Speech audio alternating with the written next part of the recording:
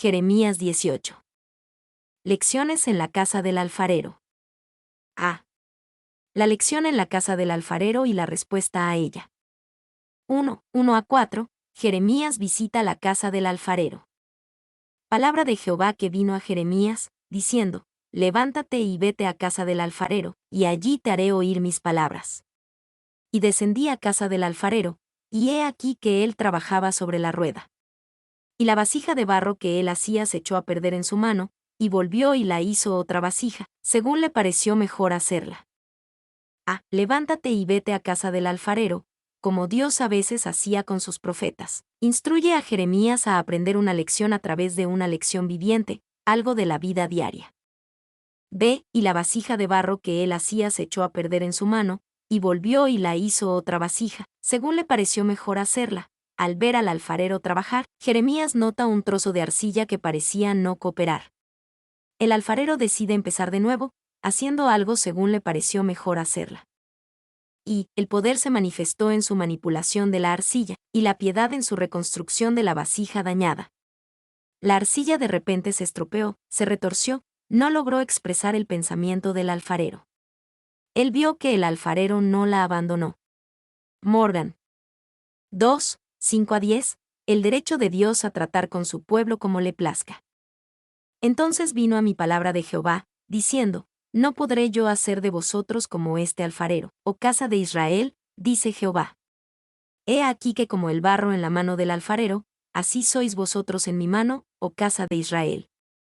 En un instante hablaré contra pueblos y contra reinos, para arrancar, y derribar, y destruir. Pero si esos pueblos se convirtieren de su maldad contra la cual hablé, yo me arrepentiré del mal que había pensado hacerles, y en un instante hablaré de la gente y del reino, para edificar y para plantar. Pero si hiciere lo malo delante de mis ojos, no oyendo mi voz, me arrepentiré del bien que había determinado hacerle. ¿No podré yo hacer de vosotros como este alfarero, oh casa de Israel?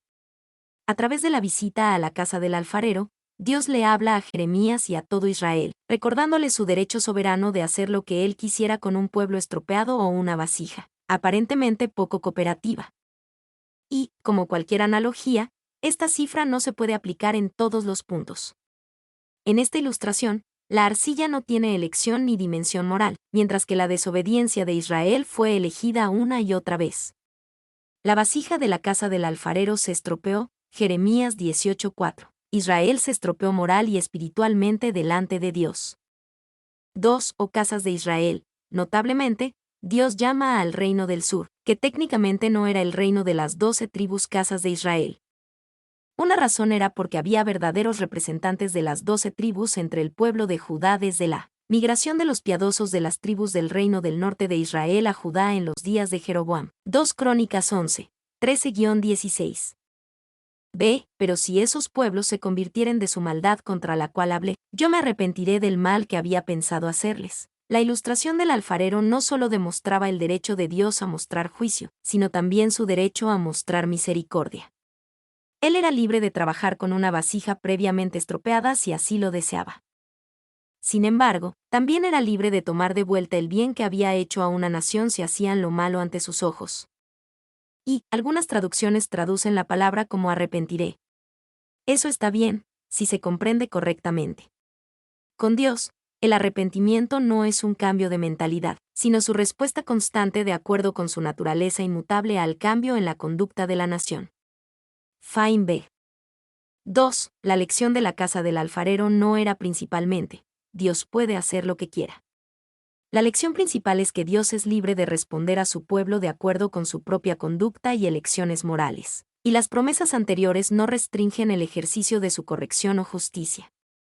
El hombre nunca está a merced de una deidad insensible, está en su poder arrepentirse y alinearse con los propósitos benéficos de Dios. Kundal. 3. La lección se trata de rehacer, para bien o para mal. Kittner. 4. La casa del alfarero le mostró a Jeremías que había una mente capaz de adaptar el método para enfrentar el fracaso, y de esa manera cumplir el propósito a pesar del fracaso. Morgan. Él no nos desecha del todo, sino que nos vuelve a poner sobre la rueda y nos hace de nuevo. Entrégate de nuevo a Dios. Confiesa que has estropeado su obra. Pídele humildemente que te haga de nuevo. Meter. 3:11. Diseño del plan de juicio. Ahora, pues, habla luego a todo hombre de Judá y a los moradores de Jerusalén, diciendo: Así ha dicho Jehová: He aquí que yo dispongo mal contra vosotros, y trazo contra vosotros designios. Conviértase ahora cada uno de su mal camino, y mejore sus caminos y sus obras. Habla luego a todo hombre de Judá. La lección de la casa del alfarero tenía el propósito de reprender la falsa confianza de todo hombre de Judá y de Jerusalén. Creían que, dado que eran el pueblo del pacto de Dios, ningún daño podría acontecerles. Esto les facilitaba creer las palabras positivas de los falsos profetas.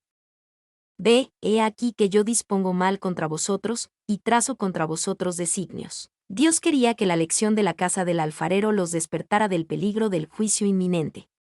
Así como un alfarero modela el barro, Dios dispone mal contra su pueblo impenitente. Y dispongo mal, en el versículo 11, el verbo hebreo yos, rsv dar forma, tiene la misma raíz que alfarero. La elección es tan deliberada como para reforzar la conexión. La nación será moldeada por medio del exilio. Harrison. Se conviértase ahora cada uno de su mal camino, y mejore sus caminos y sus obras. La lección de la casa del alfarero también podría tomarse como un estímulo, recordándoles que el arrepentimiento y la entrega a Dios no eran en vano. Dios era libre de arrepentirse del juicio si realmente se arrepentían de una manera significativa.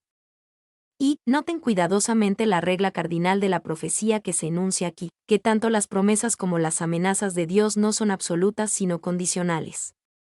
Kundal. 2. Nótese la urgencia.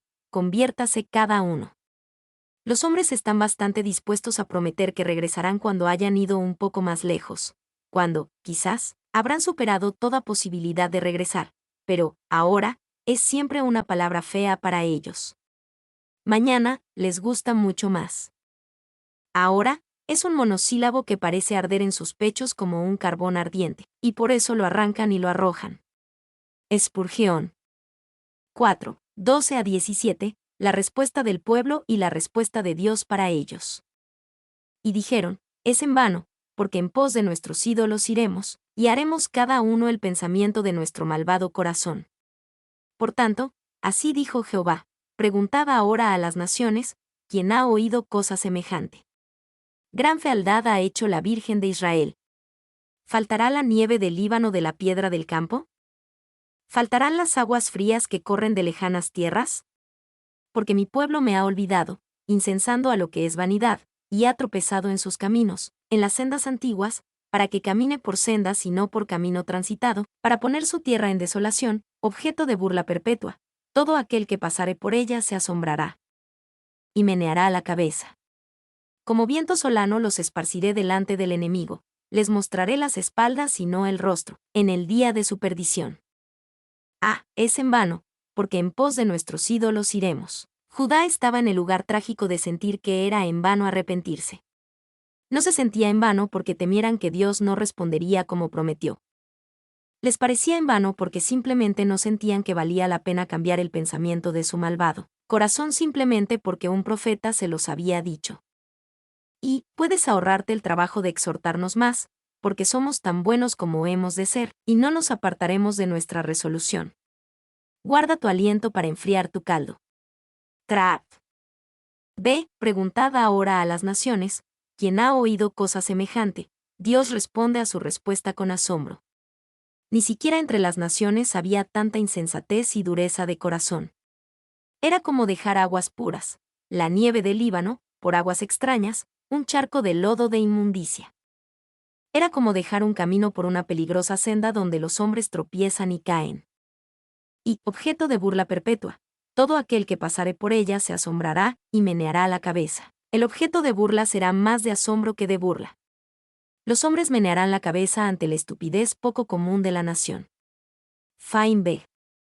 2. El término sericot, silbido, o siseo, denota que la tierra se convertiría en un espectáculo tan impactante que haría que los transeúntes siseen asombrados. El versículo es notable por su sorprendente asonancia, con sus sonidos ese que transmiten la impresión de un siseo. Thompson. 3. Como viento solano los esparciré delante del enemigo. El viento del este es el siroco, un viento seco y caliente que viene de los desiertos del este. Harrison. C. Les mostraré las espaldas y no el rostro, en el día de su perdición. Dios ordenó a los sacerdotes de Israel que bendijeran al pueblo de Dios, y parte de esa bendición era: el Señor haga resplandecer su rostro sobre ti. Número 6, 24-26. Pronto Israel sentiría la completa retirada del rostro resplandeciente y favorable de Dios sobre ellos. Sentían que no valía la pena arrepentirse, sería mucho peor para ellos si no se arrepentían. Y, cuando el Señor dice que les mostrará las espaldas y no el rostro, quiere decir que su rostro se ocultará de ellos. Fain B. D. La oración de Jeremías contra sus enemigos. 1:18. El complot contra Jeremías. Y dijeron: venid y maquinemos contra Jeremías, porque la ley no faltará al sacerdote, ni el consejo al sabio, ni la palabra al profeta. Venid e irámoslo de lengua, y no atendamos a ninguna de sus palabras. Y dijeron: venid y maquinemos contra Jeremías. A menudo pensamos en Jeremías como una figura solitaria, un profeta que está solo por la causa de Dios. Es fácil olvidar que hubo muchos que competían con Jeremías por el oído de Judá y Jerusalén, con la esperanza de darles consuelo y ánimo cuando el mensaje de Dios, el mensaje a través de Jeremías, era él, de advertencia y juicio. B. Porque la ley no faltará al sacerdote, ni el consejo al sabio, ni la palabra al profeta. Este era, en parte, el mensaje de los falsos profetas. Si un hombre ostentaba el título de sacerdote, debía tener la ley. Si era considerado sabio, debía tener buen consejo. Si era llamado un profeta, debía de tener palabra de Dios. Esta era una mentalidad que prácticamente negaba la existencia de sacerdotes corruptos, ancianos necios y profetas infieles. Y Jeremías había sido implacable en su condena de las tres clases de funcionarios a los que se hace referencia aquí: sacerdotes, sabios y profetas. Probablemente sea una inferencia justa que fueron estos hombres de la clase dirigente quienes instigaron el complot. Thompson. 2. Un profeta posterior diría esto a la inversa: del profeta demandarán visiones. La instrucción se alejará del sacerdote, y a los jefes del pueblo no les quedarán consejos. Ezequiel 7:26. Se venid e irámoslo de lengua, y no atendamos a ninguna de sus palabras. Los enemigos de Jeremías usaron la estrategia del ataque deliberado y la negación contra él. La estrategia no murió con los enemigos de Jeremías. Y irámoslo de lengua, en la lengua, así debería traducirse. La mentira y el falso testimonio son castigados en los países orientales, hasta el día de hoy, golpeando a la persona en la boca con un trozo de cuero fuerte como la suela de un zapato. Clarke. 2:19-20. Jeremías aboga por sí mismo. Oh Jehová, mira por mí, y oye la voz de los que contienden conmigo. ¿Se da mal por bien, para que hayan cavado hoyo a mi alma? Acuérdate que me puse delante de ti para hablar bien por ellos, para apartar de ellos tu ira. Oh Jehová, mira por mí, y oye la voz de los que contienden conmigo. Jeremías primero le pide a Dios que lo escuche, luego le pide a Dios que escuche a sus enemigos. Jeremías creía que el Dios justo, el Dios recto, vería que ellos estaban equivocados y que él tenía razón. B. Acuérdate que me puse delante de ti para hablar bien por ellos. Jeremías le pide a Dios que recuerde que había orado por estos enemigos, y orado bien por ellos para que Dios apartara de ellos su ira. Este era el bien que él había hecho por ellos. Ellos pagaron ese bien cavando un hoyo para su alma. Y su herida le habría dolido menos si se le hubieran importado menos y, paradójicamente, hubiera orado menos por su gente. Kidner. 3:21-23. Jeremías suplica contra sus enemigos. Por tanto, entrega sus hijos a hambre, dispérsalos por medio de la espada, y queden sus mujeres sin hijos, y viudas, y sus maridos sean puestos a muerte, y sus jóvenes heridos a espada en la guerra. Óigase clamor de sus casas, cuando traiga sobre ellos ejército de repente, porque cavaron hoyo para prenderme, y a mis pies han escondido lazos. Pero tú, oh Jehová, conoces todo su consejo contra mí para muerte. No perdones su maldad, ni borres su pecado de delante de tu rostro, y tropiecen delante de ti. Haz así con ellos en el tiempo de tu enojo. Por tanto, entrega sus hijos a hambre, dispérsalos por medio de la espada. Jeremías hace una oración violenta contra sus enemigos, pidiendo que se derramara sobre ellos todo tipo de crisis y calamidades, tanto en esta vida, queden sus mujeres sin hijos y viudas, como en la siguiente, no perdone su maldad, ni borre su pecado. Y su implacable oposición y la deliberada falta de comprensión de sus motivos le provocaron estas demandas de dura venganza. Kundal.